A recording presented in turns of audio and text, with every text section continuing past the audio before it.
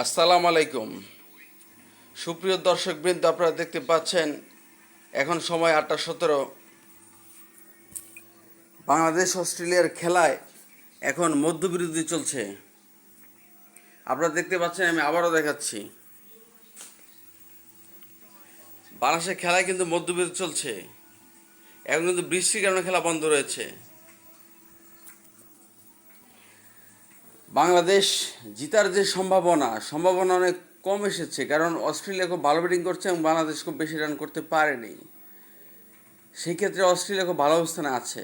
তবে আমার যেটা মনে হচ্ছে, বাংলাদেশ অস্ট্রেলিয়ার খেলায় যদি বৃষ্টির কারণে খেলা অফ হয়ে যায়, তাহলে কিন্তু বাংলাদেশের 1 পয়েন্ট পাওয়ার একটা সম্ভাবনা রয়েছে, যেটা বাংলাদেশকে অনেকটা এগিয়ে রাখবে। আর যদি খেলা পরিপূর্ণভাবে সমাপ্ত হয়, সেক্ষেত্রে কিন্তু বাংলাদেশ জয়ের সম্ভাবনা খুবই কম, কারণ অস্ট্রেলিয়া খুব ভালো খেলছে। অস্ট্রেলিয়ার 60 রানে মাত্র 0 উইকেট, আর বাংলাদেশ কিন্তু বেশি রান করতে পারেনি।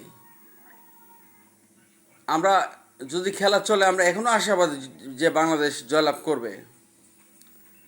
সুপ্রিয় দর্শক, খুব সুন্দর আবহাওয়া ছিল মাঠের, এবং চারিপাশে খুব সুন্দর আবহাওয়া, কিন্তু বৃষ্টিটা খেলাটা লণ্ডভণ্ড করে দিয়েছে। তবে আমরা দোয়া করব যাতে